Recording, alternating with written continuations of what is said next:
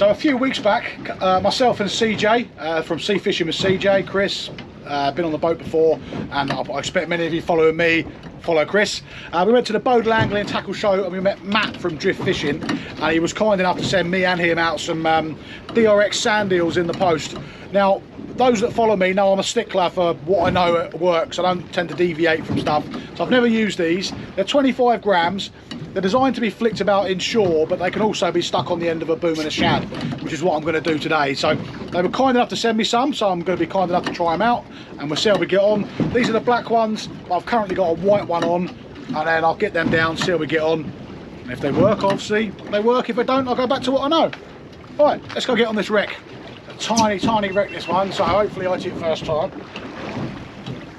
I've gone down with 6 ounces, but I might be a bit ambitious. Well, I've only got a knot of tide, but we are shifting, but it seems to be doing all right. We're just going to clip the northern edge of this, so hopefully.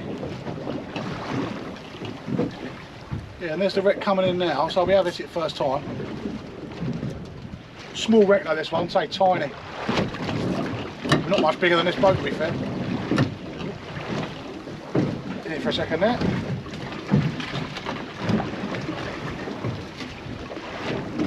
Right over that wreck. So, reel turns, speed, it's a personal thing, you know, but I like to adjust mine depending on the tide and the circumstances.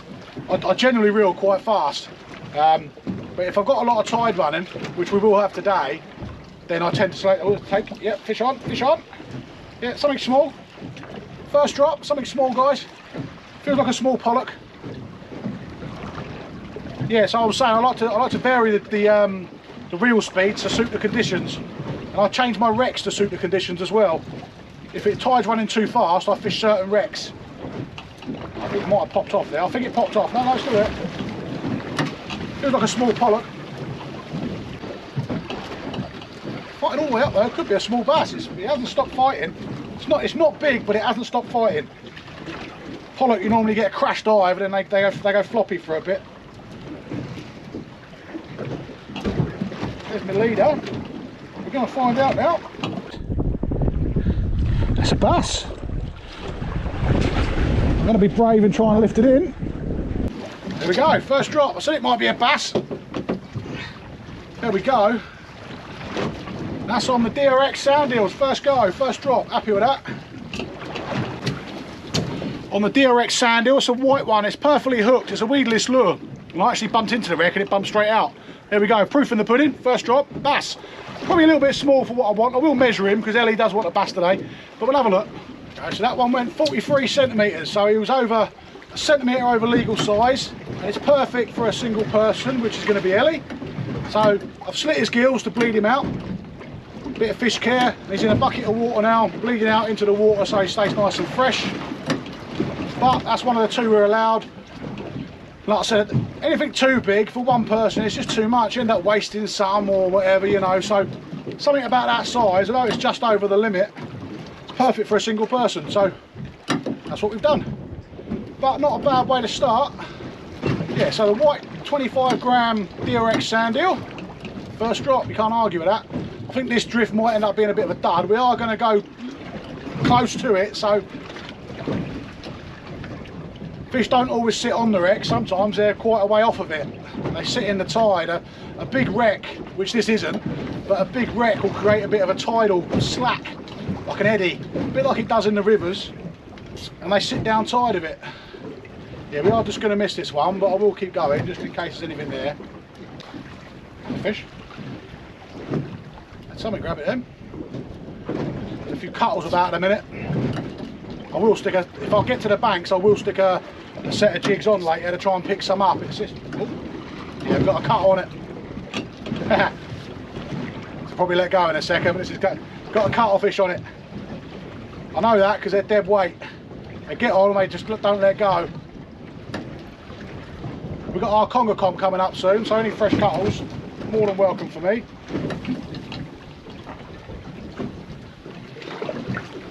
Pain though, because they absolutely destroy your lures.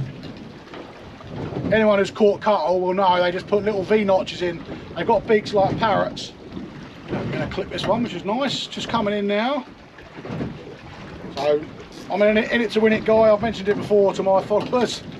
When I see that wreck coming in, I'll drop it straight back down. If I lose the gear, I lose the gear, but I want to be in where them fish are. Only a small wreck, so I'm coming about 15 turns up and then I drop it down. Again, that varies with me, wreck to wreck. I don't have a set number of turns because not you know, I know some people do, but I think you vary those to the size of the wreck. The fish. Oh, let go. Come on, come back. Just noticed my auxiliary engines fell down in a slam. I thought there was a bit of a noise. Try and get that back up in a minute. Don't know how I'm going to do that safely on my own out here, but that's gone right down there, that has. It's weird, I was thinking about that today. A friend of mine lost his auxiliary engine and bombing along, it just suddenly come off and fell off. I don't know why, but on the way out I was thinking that in my head, and I've come out now, my engine's down. I don't know what happened there. Well, I don't know if you'll see it from that angle, but on investigation, the auxiliary engine was like that close from falling off. I heard a slam on the way out, or we had some slams on the way out. And I didn't think nothing of it. It wasn't that drastic, because obviously as it's come off the bracket, it's been cushioned into the water. But a pin's come out, or something snapped. I'll have to have a look when I get in. But yeah, the bracket's hanging off, so I've managed to get a rope through it, through the handle and around the engine and on the tiller. I've lashed it off onto this cleat. But yeah, we were very close to losing a 1200 quid auxiliary engine, which would have been a very expensive bass had that been the case. Different wreck now though. It should be secure. I'm just going to take it slow. It's not particularly rough out here, so I'll carry on with the day. And I'll investigate and fix that when I get in, or in the week. But yeah, not great that. So yeah, another wreck. I've never fished this one. I've had it marked for a little bit, but I've never had a go, and it's on the way out to where we're going, so I figured, well, we'll have a stop on this one. Bigger than the last one, and we are going to hit it quite well, actually. Fish. Oh, well, the fish. Tug straight away, just in front of the wreck. Might have been a pout, that one. Go down again, because that wreck is just about to start coming in. In it to win it. Got one eye on my rod tip now and one eye on the auxiliary. This is going to be a long day. Dropping straight into this. There it is. The fish. Pout that.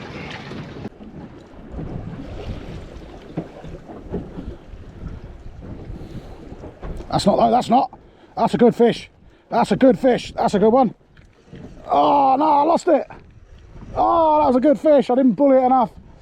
Yeah, that was a nice fish. Nice pollock, that one. Bugger. Oh, that was a nice fish. That had the rod right over. Oh, that was a good one. Oh, I should have been a bit stronger with that. Oh, that was a good fish. I hate when that happens. Part of fishing, but I never like it. No one does, I know. Really had the rod over that one. I know there's something decent down there now, so I'm all on edge. I only give a wreck a couple of times. If I haven't had nothing, I'll move on, unless I've had a bite or a lost fish or whatever. So that was a good fish on the first drop. Lost. I know there's something there. There it is again with a bite. Right, yeah, there's a fish. There's a fish. Yeah, there's one. Fish on, guys, fish on.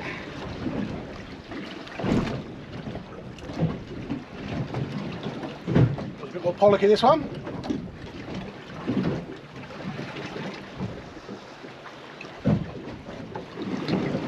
Just keeping that tension.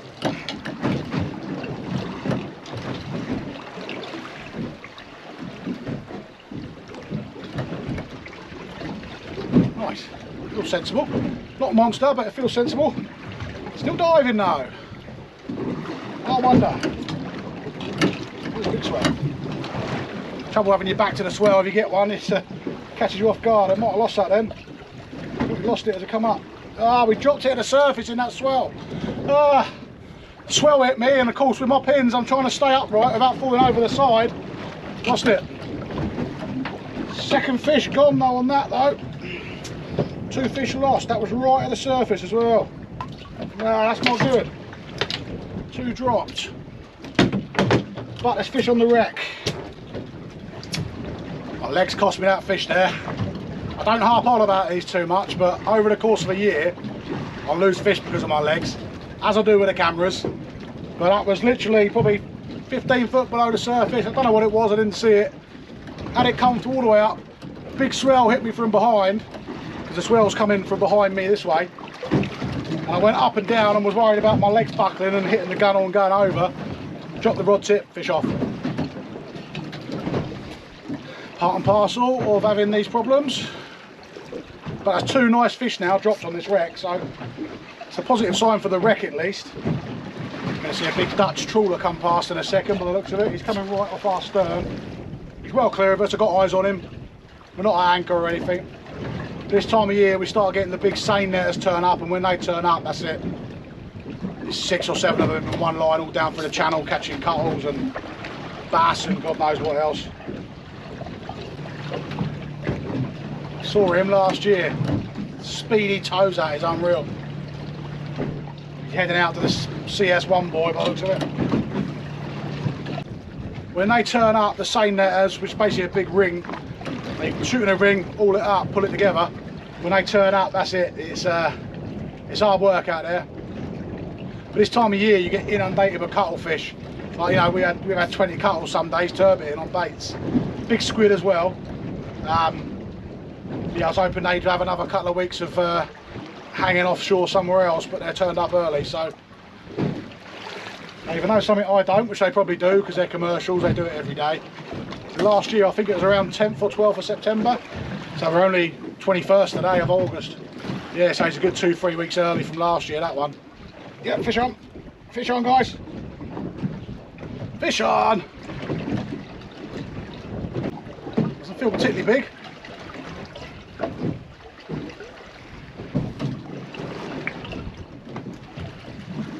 Woke up a bit now, it's seeing the daylight as they always do. There's my leader. See if we can get it past that this time. There's my weight.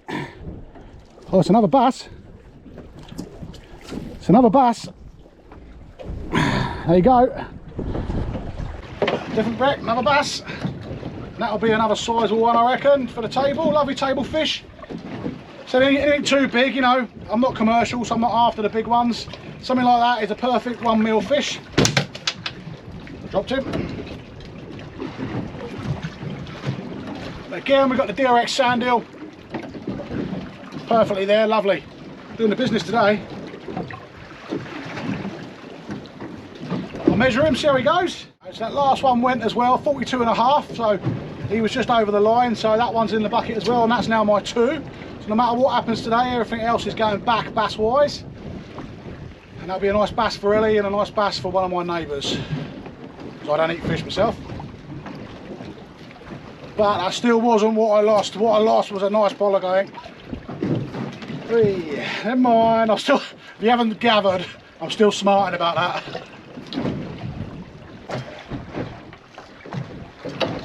Just got out of the banks, guys, put the bait down, the feathers, the hock eyes. Managed to get all the way to the bottom without getting nothing. I'm hoping for some sand eels on the bottom. Get a lot of launch here, and I've got some old launch. But yeah, managed to get all the way to the bottom. We've got something. Could be scad, you get a lot of scad here as well.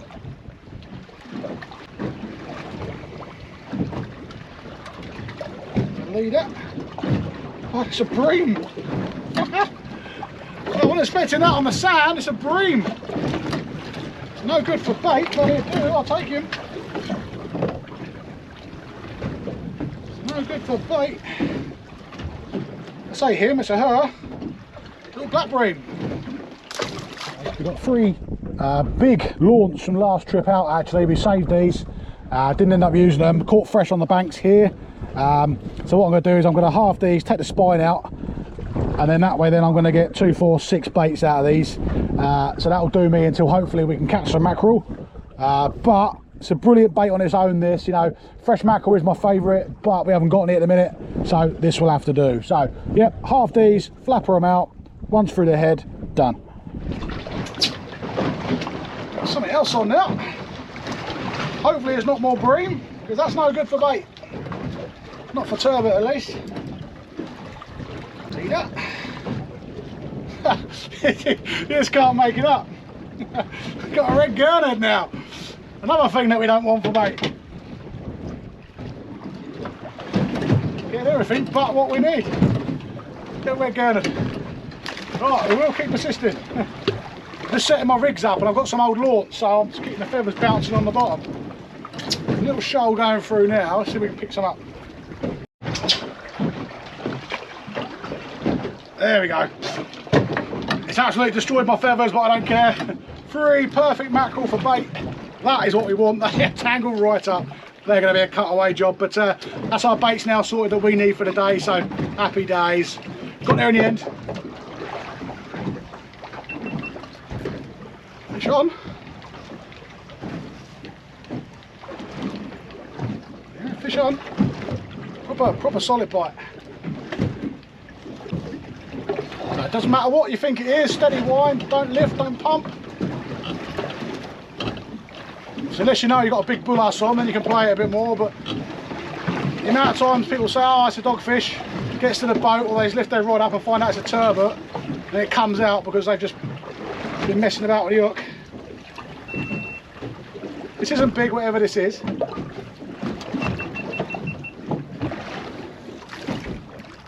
It is a big weaver. Big weaver.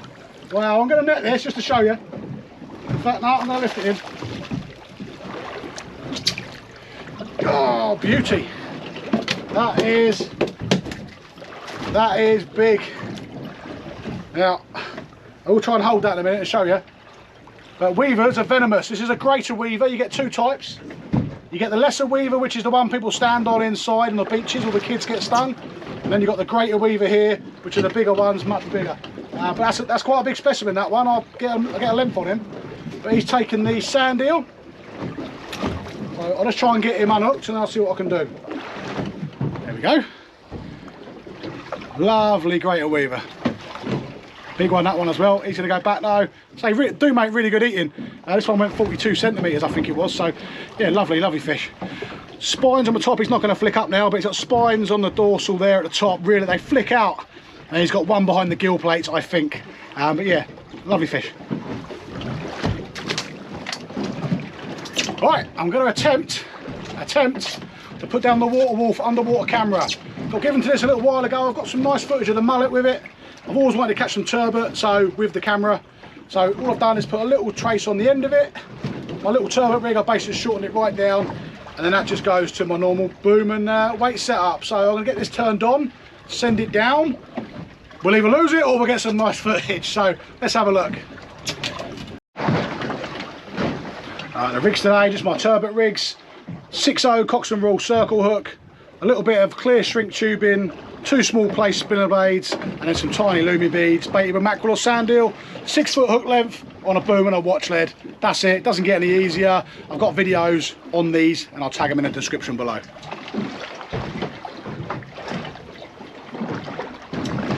So lovely bite on the camera. I think it's come off, and a lovely looking bite on the camera there.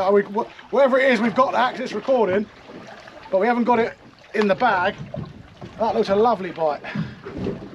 Hopefully that comes back. I was just tying a leader on one of my rods. It's there. Yeah, it's there. I think we got it. I think it's there. Yeah, we've got something there. Yeah, something's on.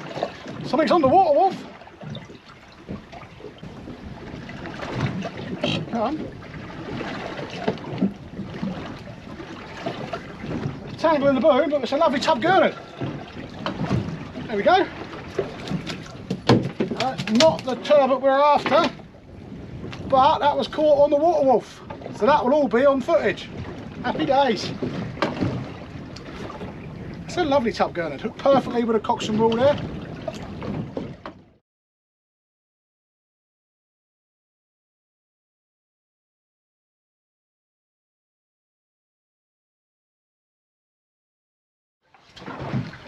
go, that was the culprit that time. A lovely, oh, their back spines are horrible. Actually made me bleed, that one. I know some of you laugh there. I'm not going to cut that out, I'll keep that in. So yeah, as you just said, or seen, spiny, you won't hear it, but he's actually grunting. Beautiful paddle tails, lots of colours on these ones. There's the spines, like needles, and they've got some behind their gill plates as well. Now they walk along the bottom, they're really interesting, they've got little fingers, and they walk along the bottom, and they snaffle your food and your baits. That's why you get a lot of these when you're turboting. Now, this time of year we get some really big ones. A friend had a £9 one years ago, and my friend John, as you saw, those that follow the channel, had a £4 one the other week. So beautiful fish, stunning colours, but still not what we're after. Let's put him back. Gone back fine. Fish on. We are fish on.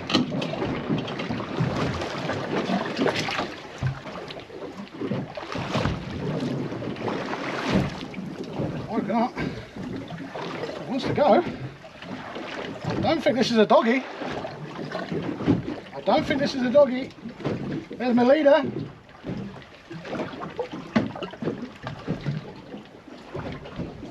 Oh, what is that? It's a bass.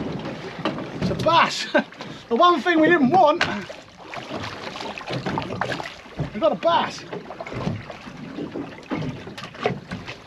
Bit too much line out there, Ben. Oh, still I didn't think it was a doggy.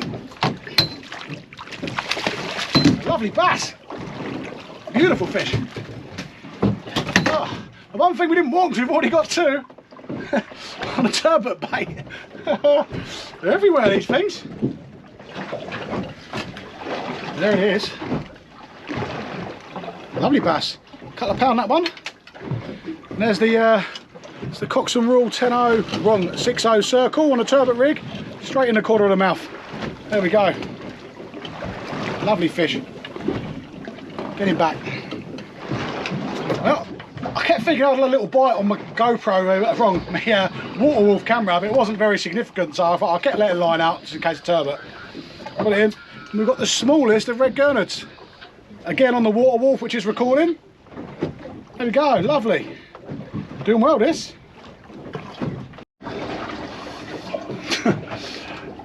Another one. Can't get away from them. Another big one though. And I got it on the WaterWolf again, so that'll be interesting. But yeah, can't get away from these. Struggling.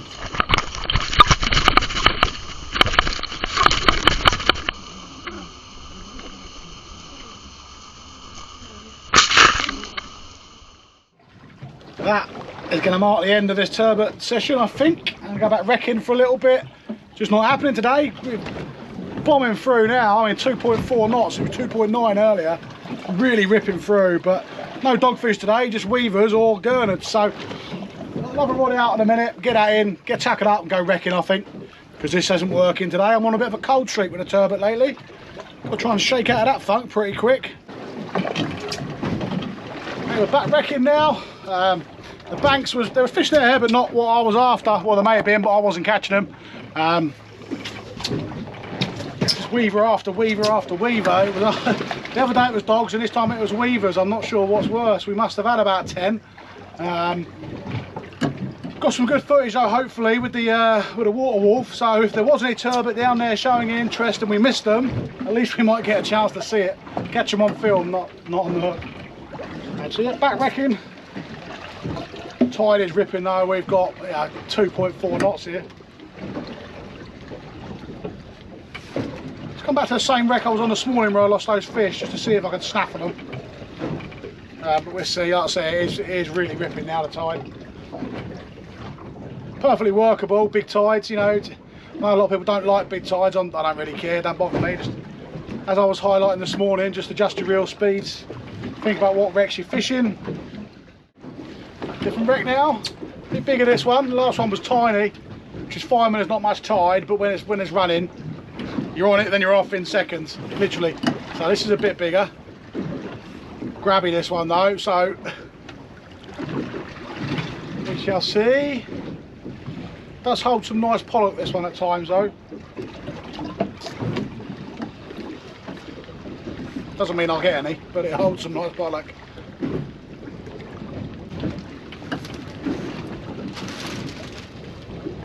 Yep, fish on. Good one. Good fish. That's a pollock. That's a pollock. There we go. Good crashing dive. I'll try and keep that tension on.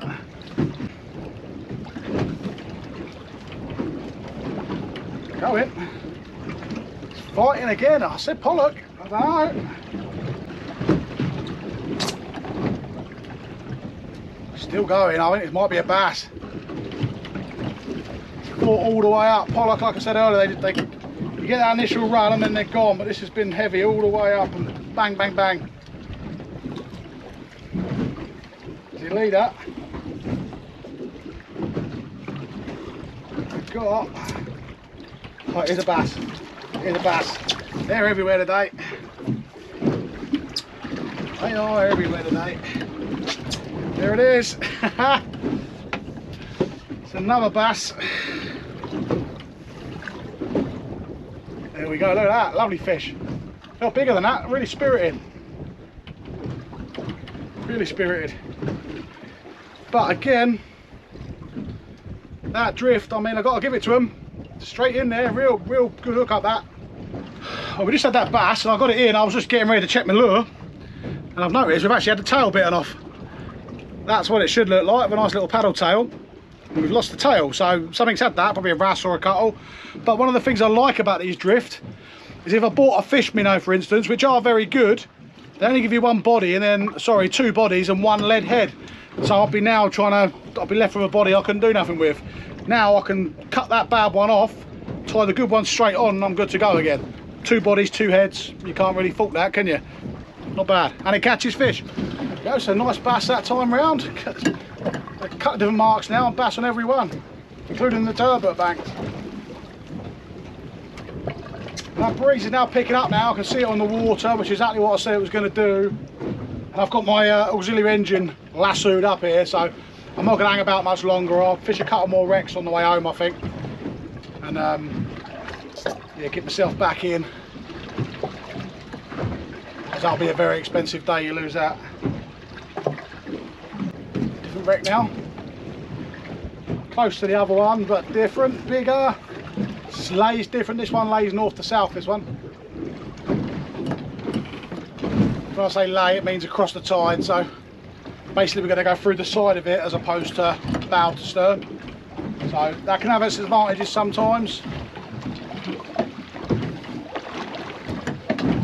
The downside of fishing a north to south wreck is it comes up quick, and if it's a big one, which this one is, it's like hitting the side of a house. If you're not up and over it in time, you just drag your leader straight into it and you ain't got no hope. Which you may well see in a second.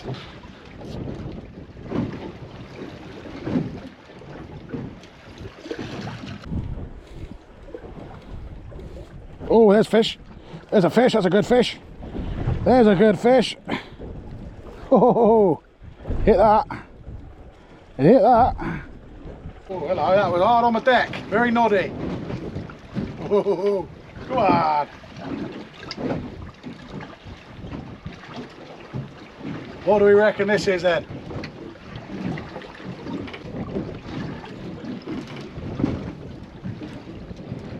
That's not what I thought it was.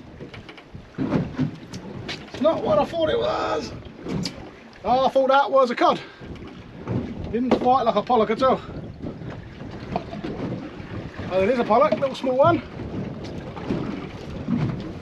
Black sidewinder in there, let's see if he goes back. Well, I'm going to call it a day there. It's only 2 o'clock, I've got loads of tide left, loads of time. But I'll be honest with you, I've done what I wanted to do today. I've been out on the banks, turboting I'm on a cold streak with them turbot at the minute, three trips now. Admittedly only half trips, but no turbot in 3 trips.